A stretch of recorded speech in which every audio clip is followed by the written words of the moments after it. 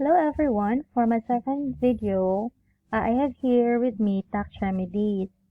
Supposedly, we're going to be following the syllabus for Tax 101 for undergrad student of business administration. However, someone PM'd that they would also want to listen to a tax remedy na video, guys. So, of course, I have my notes naman. If you notice, I'm currently using Microsoft OneNote for Windows 10. So, ito yung itsura niya, guys. So, meron na talaga akong notes nito. So, all I have to do is, share it with you all for for academic purposes. However, if you find something na off on my notes, you can send me a private message para makorek natin yung mistake, of course, if there are any. So for tax remedies, it is based on the lifeblood theory, wherein taxes are the lifeblood of the government and so should be collected without unnecessary hindrance. However, such collection should be made in accordance with law, as any arbitrariness will negate the very reason for government itself. And it is therefore necessary to reconcile the apparently conflicting interests of the authorities and the taxpayers.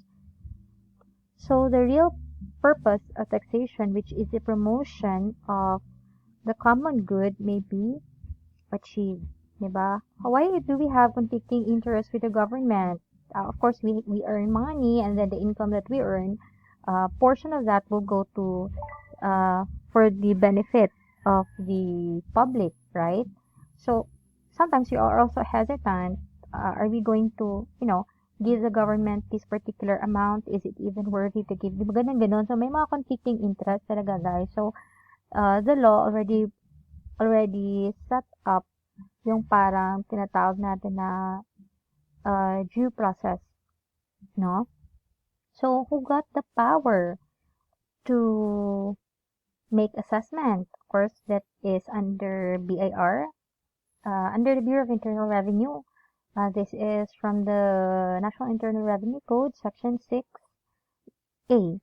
On the BIR's power of the Commissioner to make assessments and prescribe additional requirements for tax administration and enforcement.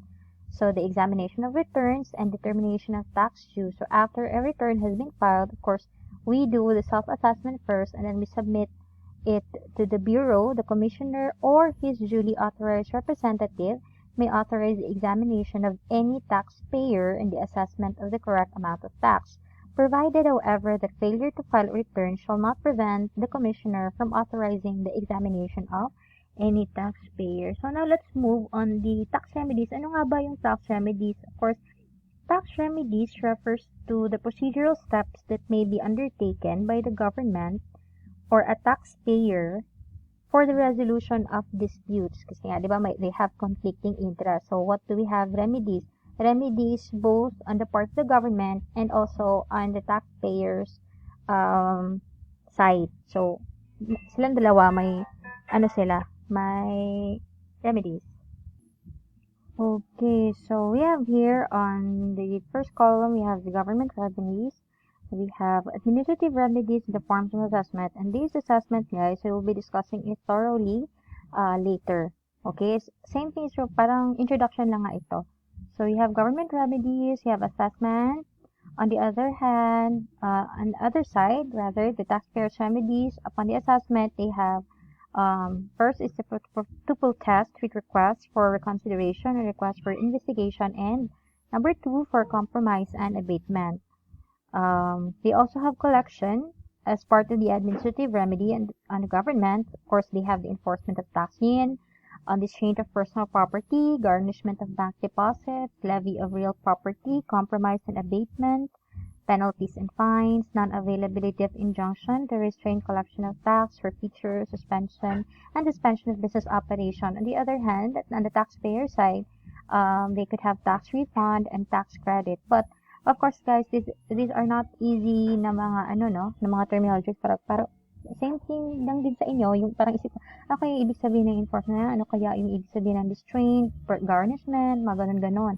So hopefully, when we try to read more, we can appreciate or para ma-familiarize na natin yung mga terminologies, no? So now, On the other hand, yung sa government naman, they also have the what we call judicial remedies. You have civil and criminal. Okay? So, kung tatanungin niyo ako, bakit pa makikilang, yun lang talaga guys. Meron na tayong tinatawag na ganyan guys. All we have to do is to accept the fact that we are to, study, saan ba tayo, where do we stand, what are we going to do if we receive an assessment, okay? So, ano ba? Let's go to assessment. What is an assessment? It is an official action of an administrative officer in determining the amount of tax due from a taxpayer. It may be a notice to the effect that the amount therein stated is due from a taxpayer as a tax with a demand for payment of the tax or any deficiency stated therein. So this is from ABAN, the Law of Basic Taxation, guys. So what are the keywords? The term assessment. The term assessment, saan tayo here? The term assessment involves giving notice. Okay? Provide notice to the taxpayer. To the effect, okay, yung amount stated therein. Of course, the computation of the sum due. Diba? And of course, for the payment of the tax deficiency. Okay. Demand for payment. So, yan yung mga keywords. Demand for payment or any deficiency stated therein. So, what constitutes or what are the requisites of valid assessment? We have final assessment notice which contains number 1, the name, ito pala, draw, okay, let's have shape here. We have the name, address, and TIN of the taxpayer, the kind of tax, period covered, the covered basic penalties, just a moment, have shape, covered basic tax and penalties signed by the authorized BAR official, and the date of payment of tax. So, kailan ba kinakailangang bayaran? Okay. Saan ba yung mga kulay-kulay natin, guys? Of course, the demand letter contains the computation of the deficiency tax, the factual and legal basis of the assessment, and the demand for the payment of tax. Thus, the FAN, short for final assessment notice, and the demand letter must always go together. Where do you find a reference for that? You have Revenue Regulation Number 18-2013, Section 3.1.3. What else? What are the other requisites of a valid assessment? You have, it must be issued on account of or covered by a validly issued letter of authority. So we have LOA, guys. The FAN or DL must state the factual and legal basis of the assessment and jurisprudence. Otherwise, the assessment is void. The FAN or the demand letter must be signed by the commissioner or his duly authorized representative, and it must be issued within the original prescriptive period as validly agreed between the BIR and the taxpayer and served by personal delivery or by registered mail. And last but definitely not the least, it must be addressed and served to the correct person in his or its registered or duly notified address. Now we have the requisites of a valid assessment. Question: what now are the things or what does not constitute an assessment? So a written communication by a revenue officer giving you an opportunity to contest is not, okay, take note, is not an assessment notice since it is not yet definite. Diba? Hindi pa daw definite so hindi pa yan siya assessment notice. The said recommendation letter served merely as a prima facie basis for filing criminal information for the violation of the National Internal Revenue Code. What else? Advice of tax deficiency and preliminary 5-day letter given by the Commissioner of Internal Revenue to an employee are not valid. O diba? Hindi din. Ang advice of tax deficiency, is not considered as a valid assessment. For the mandatory notice in writing. What else? Revenue Officer's affidavit report, which was attached, filed with the DOJ, does not constitute an assessment. This affidavit merely contained a computation. It did not state a demand for the period of payment. First, it was addressed to the Justice Secretary and not. So that is in the case of Commissioner of Internal Revenue versus Pascal Realty.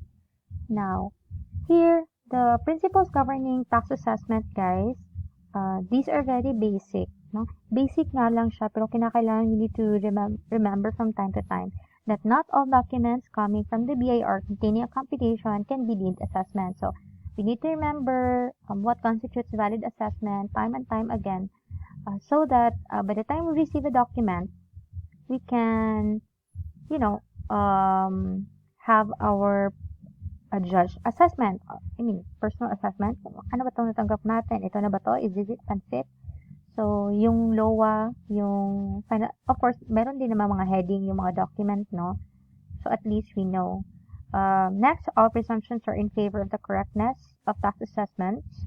When assessment is made, it is presumed correct and made in good faith. Presumption lang po, pwede pa din natin ma-rebut depending on the evidence available. O, di ba? Baka naman nagbayad tayo, hindi lang nag-reflect sa record ni BIR.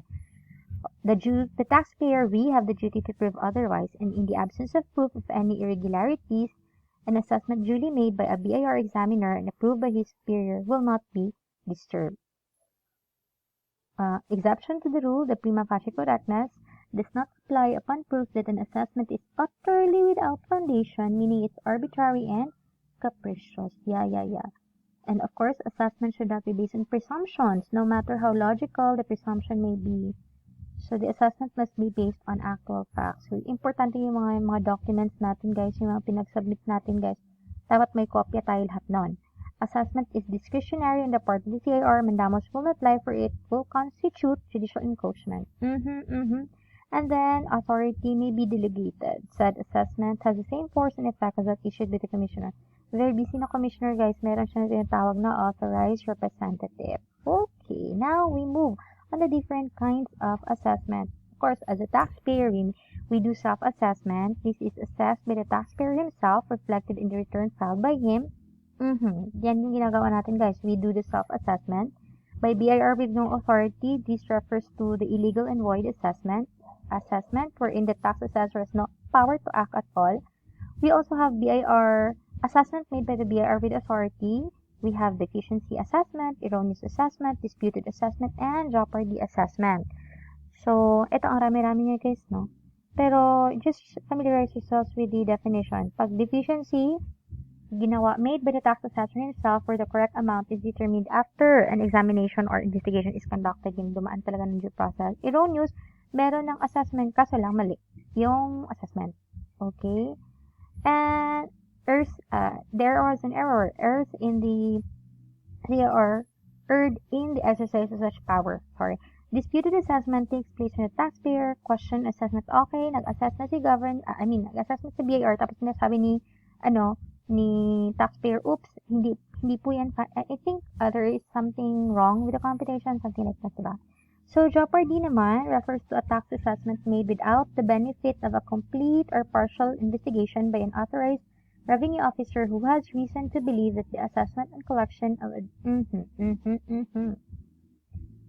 A. Comply with audit and investigation requirements to present his books or substantiate any of the deductions, exemptions, or credits claimed in his return. O, diba? Alam niyo, guys, free lang katong screencast natin. 15 minutes lang. So, paano natin mapapasok lahat ng discussion dito? So, hindi, diba? So, part 1 lang muna tayo, guys. And, let's just wait for another part 2. Charot. If there are any. So, click na lang po kayo sa next video to continue the discussion on tax remedies. Thank you all! If you have question, kindly put it yung sa comment. Pero of course, hindi naman ako, hindi ko din naman alam lahat. So, most probably, I need time to study also. Kasi, just like you, I'm also studying tax remedies, taxation. Yeah, yun nga. Okay, thank you. Bye-bye!